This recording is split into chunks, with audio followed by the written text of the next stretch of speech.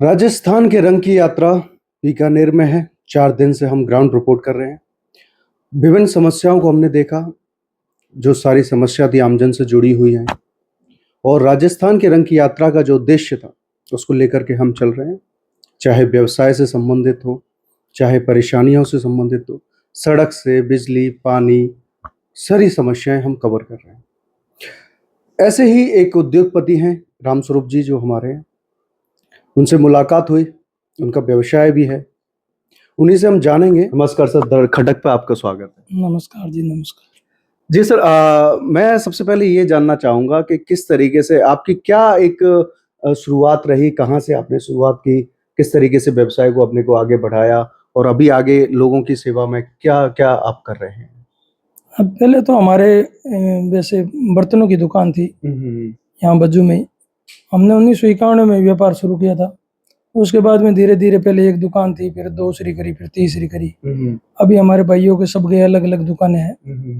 5 दुकानें हैं, हम 5 भाई हैं। हमारा सबका ही व्यापार यहीं बज्जू में ही है। किस चीज़ का व्यापार अभी है आपका? मेरे व्यापार तो वैसे तिरपाल का है और पाइप की फैक्ट्री है, अच्छा, कांटेदार तार की फैक्ट्री है और मोटरों का व्यापार है।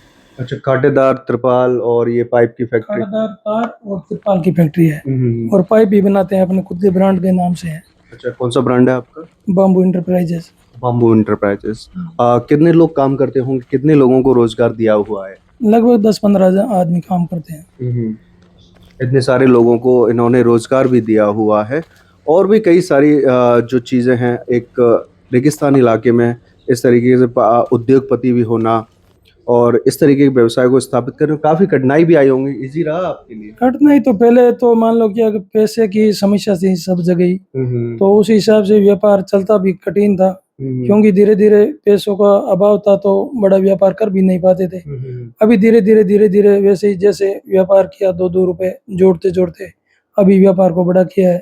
अभी अपने फैक्ट्री लगाई है, तो आज के टाइम में लाखों रुपए के बगैर कोई काम नहीं होता है।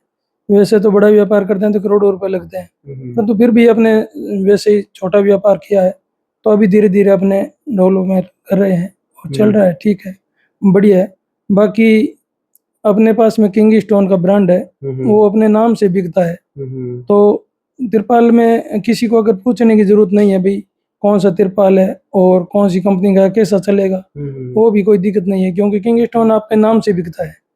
और मोटर है तो मेरे पास में टेक्समो की एजेंसी है, तो टेक्समो का भी नाम वैसे ब्रांड है, वो पूरा ऑल इंडिया में सब जगह चलता है, तो बताने की ज़रूरत नहीं है उसमें। बताने की ज़रूरत नहीं है।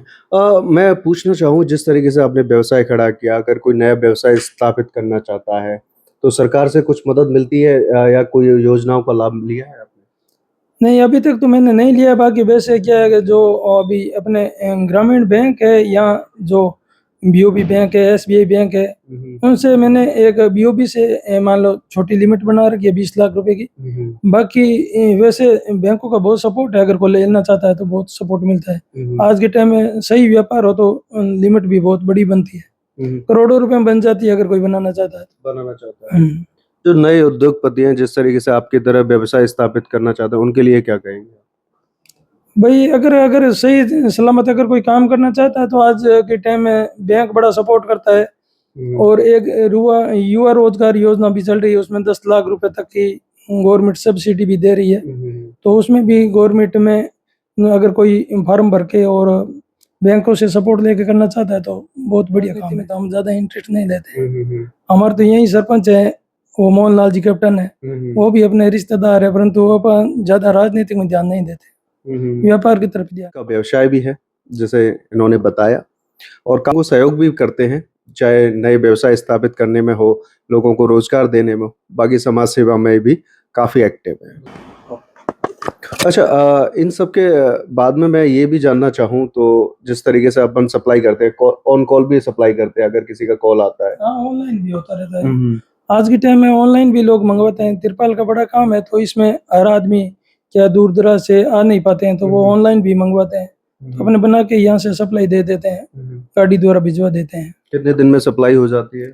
बस आज ऑर्डर है तो उसका कल हो जाए, नहीं तो परसों हो जाएगा, ज्यादा टाइम नहीं लगता। अच्छा, 2 दिन में सप्लाई हो जाती 2 दिन में सप्लाई हो जाता है। है। कौन-कौन से क्षेत्र आप कवर करते हैं? क्षेत्र तो वैसे अपने ज्यादातर तो बीकानेर जिला ही है, बाकी ये जोधपुर है, बाड़मेर है, जैसलमेर है, 4-5 जिले लगते हैं।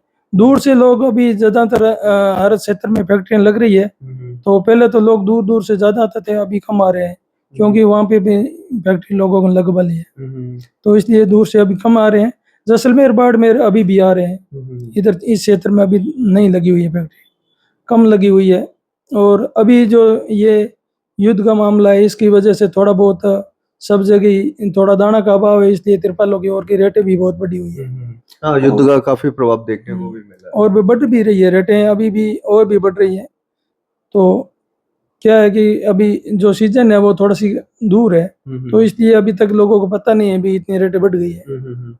हाँ, तो उनको थोड़ा सा अचरज भी होता होगा कि पहले तो इतने में आती थी, अभी इतने में आ रही है। हाँ, लोग आके पूछेंगे तब पता चलेगा भी कितनी रेटें बढ़ी है, और इतनी रेटें बढ़ने के लोगों को अभी अनुमान भी नहीं हुई इतनी रेटें बढ़ चुकी है, क्योंकि दाना के अभाव से जो पाइप 500 रुपए में था वो 700 रुपए हो गया। अच्छा।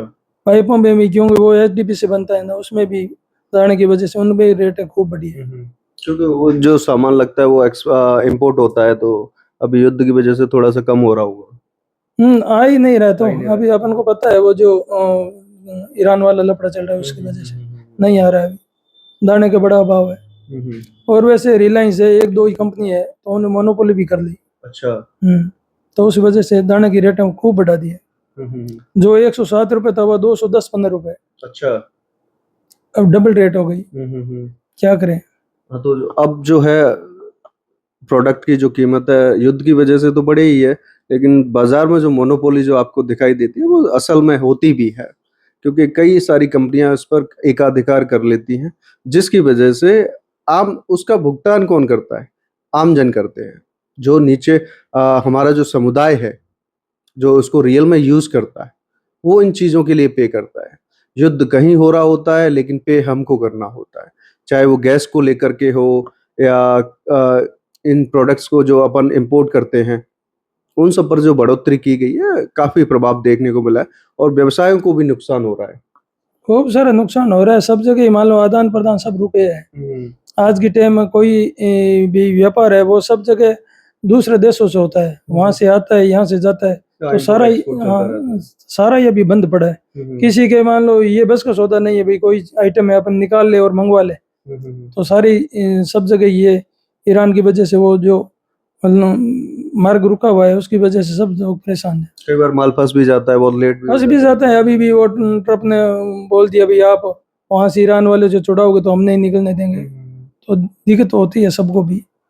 तो दिक्कतें युद्ध की वजह से भी हैं, कई सारी सामाजिक समस्याएं भी हैं, मोनोपोली भी है, जमाखोरी तो आप देख ही रहे हैं हर चीज़ की, चाहे वो गैस को लेकर के हो, अनाज को लेकर के हो, तो मोनोपोली सब जगह मौजूद है, हर क्षेत्र में मौजूद है, जिसकी वजह से हमें जो प्रोडक्ट है उसकी कीमत ज़्यादा देनी पड़ती है।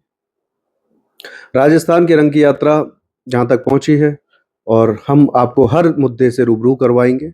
मेरे सहयोगी नरेश के साथ मैं राहुल टीसी शर्मा, देखते रहिए द कट।